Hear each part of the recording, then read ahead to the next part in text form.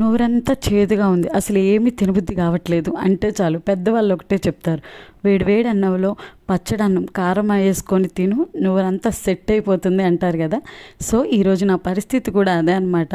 అందుకే పచ్చడన్నం తిందాంలే అని చెప్పి వేడివేడి అన్నంలో ఇంట్లో కొనుక్కొచ్చిన మామిడికాయ పచ్చడి అయితే ఉంది కదా, అది వేసుకున్నాను. అది కాకుండా మామిడికాయ పచ్చడికి మన ఇండియన్స్ ఎంత ఇష్టపడతారో తెలుసు కదా, మామూలుగా కాదు, దానికి ఉన్న క్రేజ్ అలాంటిది. ఇంకా వేడివేడి అన్నంలో మామిడికాయ పచ్చడి వేసుకొని, అది కూడా నెయ్యి వేసుకోకుండా ఎర్రగా బాగా కలుపుకొని నోట్లో పెట్టుకుంటే చాలు, చేదు గీదు మొత్తం ఎగిరిపోవాల్సిందే, అంత కమ్మగా ఉంటుంది, మంట మంటగా నోరు.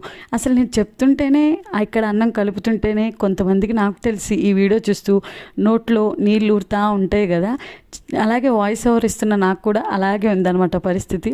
పచ్చడన్నం అయితే సూపర్. ఇంతకీ మీకు పచ్చడన్నం ఎంతమందికి ఇష్టమో కామెంట్ సెక్షన్లో షేర్ చేయండి. వీడియో నచ్చితే లైక్ చేయండి.